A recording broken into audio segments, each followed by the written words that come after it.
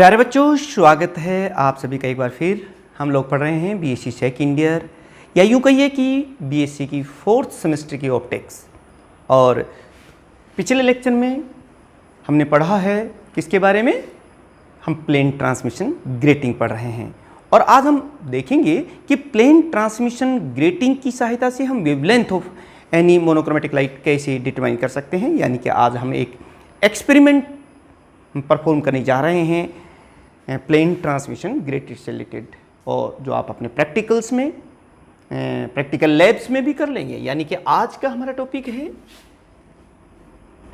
Determination of wavelength of monochromatic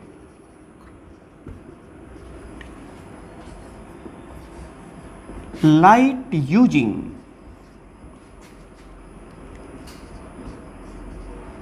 plane transmission grating।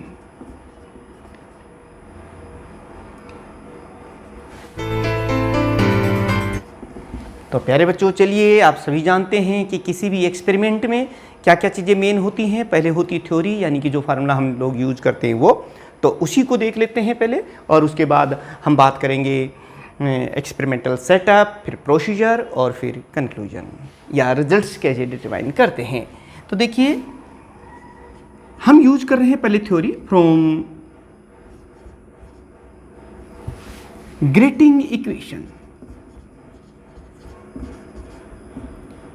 हम जानते हैं क्या होती है, a plus b sin theta n is equal to n lambda, where lambda is the wavelength of the monochromatic light, n is the order of spectra, theta is the angle of diffraction for nth order, a plus b is the grating element, where a is the width of a single slit and b is the width of the opaque region in grating।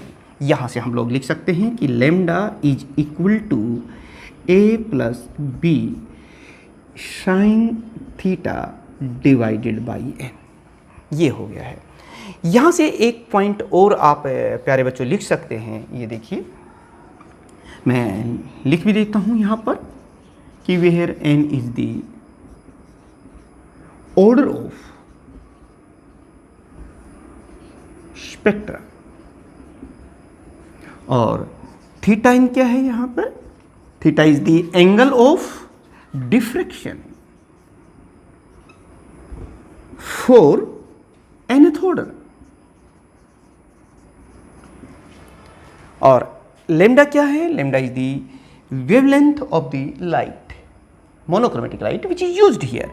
अब यहां से देखिए, मैं एक और बात भी यहां लिख देते हैं, जैसे फॉर फर्स्ट ऑर्डर। अगर हम फर्स्ट ऑर्डर की बात करें तो n की वैल्यू कितनी होगी? वहां पर 1 होगा, और ये इक्वेशन हमारे पास हो जाएगी lambda is equal to a plus b sine theta 1 divided by 1। ये तो 1 ही हो जाएगा। और फॉर सेकेंड ऑर्डर के लिए देखिए, सेकेंड ऑर्डर n की वैल्यू कितनी होगी? 2, और लैम्डा कितना हो जाएगा? a plus b sine theta 2 divided by, यानी कि ये दोनों इक्वेशन 1 और equation 2 are used to find the wavelength of the monochromatic light using plane transmission grating. लेकिन प्यारे बच्चों, एक बात आप और भी जानते हैं। मान लो हम एक ऐसी प्लेन ट्रांसमिशन ग्रेटिंग ले रहे हैं जिसमें if we use,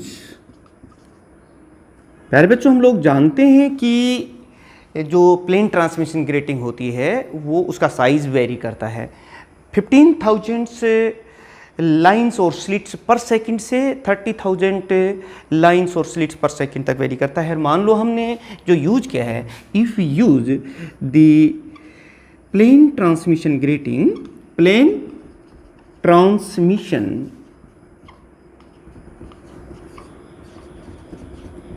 grating having, ये देखिए a प्लस बी और 15,000 it is equal to 1 inch.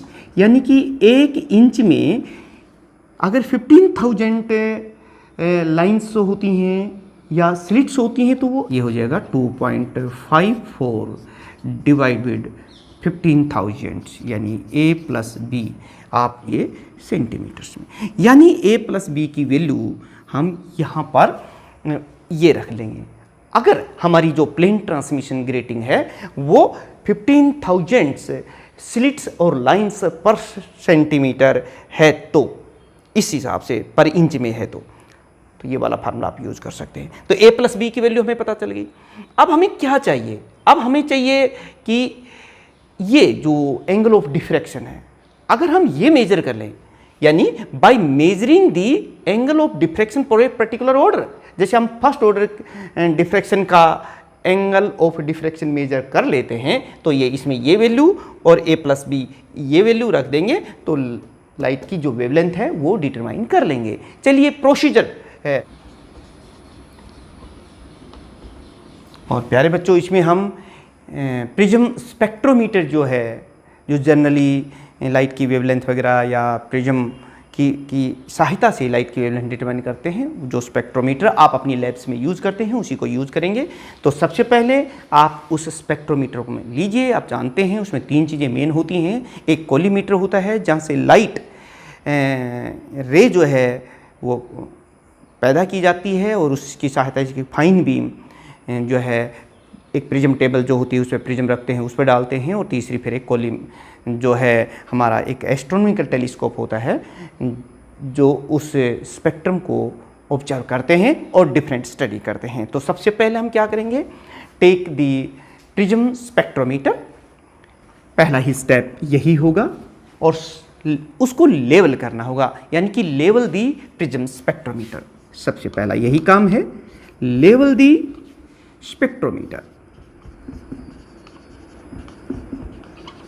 उसके बाद देखिए प्यारे बच्चों हम लोग क्या करेंगे, वो जो प्रिज्म टेबल है, place the plane transmission grating on prism table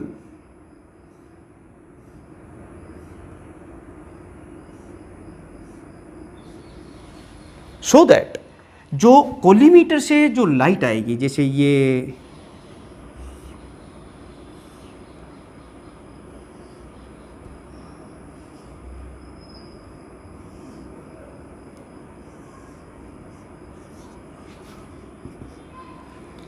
है collimator,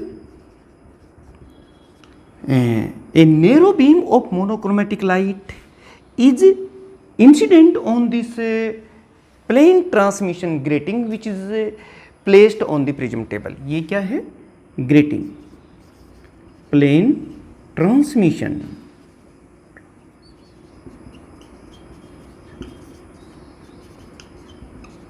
which is set on the prism table. अब यहां से इधर हमारा तीसरे नंबर पे देखिए क्या पॉइंट करें। 2 स्टेप हमारे पूरे हो गए हैं। सबसे पहले हमने स्पेक्ट्रोमीटर को लेवल किया, फिर इस ग्रेटिंग को हमने प्रिज्म टेबल पर रख करके और इस तरह से सेट कर दिया कि कोलीमीटर से एक फाइन बीम मोनोक्रोमेटिक लाइट, जिस लाइट की हमें वेवलेंथ डिटरमाइन करनी है, वो लाइट इस ग्रेटिंग पर इंसिडेंट हो नॉर्मली। अब क्या होगा कि जैसे ही लाइट इस पर इंसिडेंट होगी तो वो डिफ्रैक्ट हो जाएगी और उस को ऑब्जर्व करने के लिए नंबर 2, 3 पर देखिए हम लोग क्या कर रहे हैं,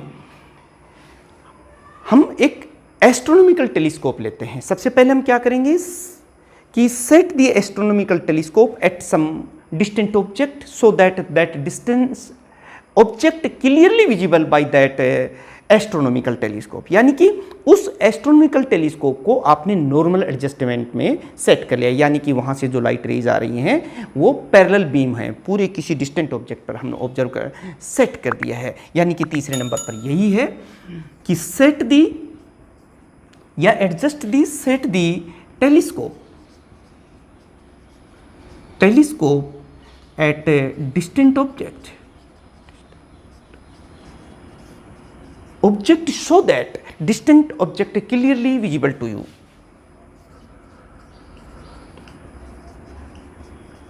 distant object clearly observe, or you can say it is set at normal adjustment. फिर देखिए प्यारे बच्चों, हम लोग क्या करेंगे, और इसको, इस जो बीम आ रही है इसको इतना नैरो कर लीजिए, क्योंकि जितना नैरो करेंगे उसे उतने ही ज़्यादा ऑर्डर हमें मिलेंगे। यानी कि इतनी इसकी विड्थ को आप एडजस्ट कर लीजिए इंसिडेंट बीम को, सो that zero order, first order और सेकंड ऑर्डर एटलीस्ट हमें ऑब्जर्व हो जाएं। देखिए ये जीरो ऑर्डर है जिसे हम टेलीस्कोप की सहायता से देखेंगे, और यहाँ से ये देखिए, ये देखिए ये हमारी फर्स्ट ऑर्डर है और ये सेकंड ऑर्डर, एन की वैल्यू 2 हो जाएगी। ये थीटा 1 है और ये जो आप देख रहे हैं ये थीटा 2 है। ठीक ऐसे ही आप लेफ्ट साइड के साथ राइट साइड में भी आप इसको इसी तरीके से देख लेंगे।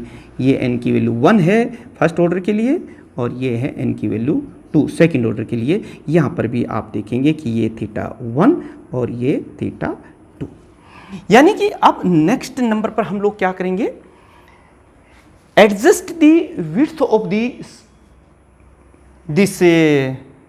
slit of this collimator so that at least zero order, first order and second order spectra are clearly observed. यानी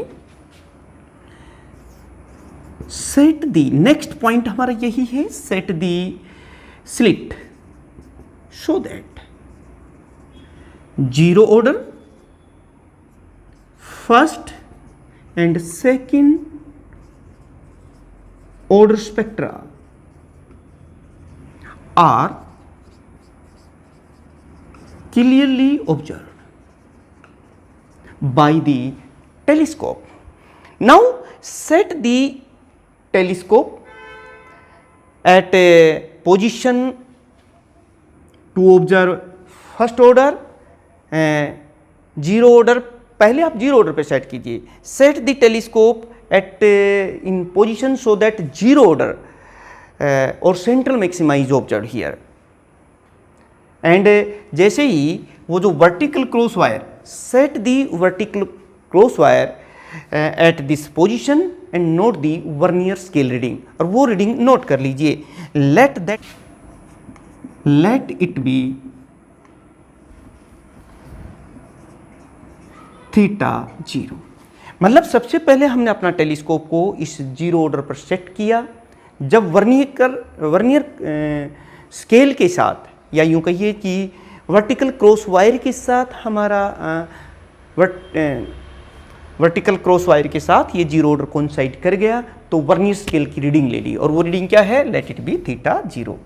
now set the telescope at position of first order and then second order towards left and note the vernier scale readings. Let it be theta 1 dash and theta 2 dash. Next point देखिए प्यारे बच्चों, now repeat the experiment by adjusting the telescope at the position of first and second order spectra towards right also, and note the vernier scale reading when the vertical cross wire coincide with it. Next point आप देखिए, now take the difference. जैसे हमें चाहिए theta 1, तो ये क्या हो जाएगा, ये हो जाएगा थीटा 1 डैश माइनस थीटा 0, और थीटा 2 क्या हो जाएगा सेकंड ऑर्डर के लिए, थीटा 2 डैश माइनस थीटा 0। यानी ये देखिए यहाँ पर हमें क्या चाहिए, थीटा 1 और थीटा 2, ये सेकंड ऑर्डर के लिए इनकी वैल्यू क्या थी, 2। तो ये थीटा 1 और थीटा 2 इन इक्वेशंस की सहायता से निकाल लेंगे, और अभी मैंने आपको बताया था a प्लस बी की जो वैल्यू है वो हम पहले से निकाल चुके हैं। तो using these values, that is angle of diffraction of a particular order, जैसे आप फर्स्ट ऑर्डर की बात करेंगे तो ये इक्वेशन यूज करेंगे, सेकेंड ऑर्डर की बात करेंगे तो ये इक्वेशन, और wavelength of the light can be determine. यानी by measuring the angle of diffraction for a particular order and using these equations, the wavelength of the light can be measured. तो प्यारे बच्चों, आपने पूरा एक्सपेरिमेंट कर लिया होगा अपनी लैब में, अपने कॉलेज की लैब में जा कर के इस एक्सपेरिमेंट को आज जो भी स्टेप्स आपको बताए हैं उनको यूज करके आप ज़रूर करें। और साथ में प्यारे बच्चों, ये आपके थ्योरी एग्जाम्स में भी इस पर आधारित क्वेश्चन पूछा जा सकता है कि how you can determine the wavelength of the monochromatic light using the plane transmission grating. तो फिर ये पूरा थ्योरी, प्रोसीजर, फार्मूला, ये तमाम जो चीज़ें आप उसमें लिख देंगे और आपको अपने नोट्स बना लीजिए। मैं फिर आपको बताता हूँ कि अगर आप नोट्स की आपको हेल्प चाहिए, बिल्कुल हैंड रिटन नोट्स जो मैं पढ़ा रहा हूँ इसी फॉर्म में चाहिए, तो आप डिस्क्रिप्शन में जा कर के लिंक देख करके वहाँ से डाउनलोड कर सकते हैं, जो आपके लिए बहुत ही हेल्पफुल होगा। और प्यारे बच्चों, आगे भी हम आपके इसी तरीके से तमाम टोटल सिलेबस जो आपके फिजिक्स से रिलेटेड है, आपके मोटिवेशन से संबंधित है, आपके एग्ज़ाम प्रिपरेशन से संबंधित है, वो तमाम लेक्चर्स आपके रिक्वायरमेंट के मुताबिक, आपकी सजेशंस और कमेंट्स जो आप हमें भेजते हैं उसके मुताबिक, वो टोटल हम आपको यहाँ वीडियोज़ के माध्यम से, लेक्चर्स के माध्यम से अपलोड करते रहेंगे। बस आपको तो इतना ही करना है कि अपने इस चैनल को सब्सक्राइब करे रखें, बेल आइकन दबाए रखें ताकि नोटिफिकेशन आपको टाइम पे मिल जाए। और सबसे बड़ी बात है कि आप अपने अच्छे अच्छे स्टूडेंट्स को इसको शेयर भी करें। तो मिलते हैं नेक्स्ट लेक्चर में। बहुत बहुत धन्यवाद।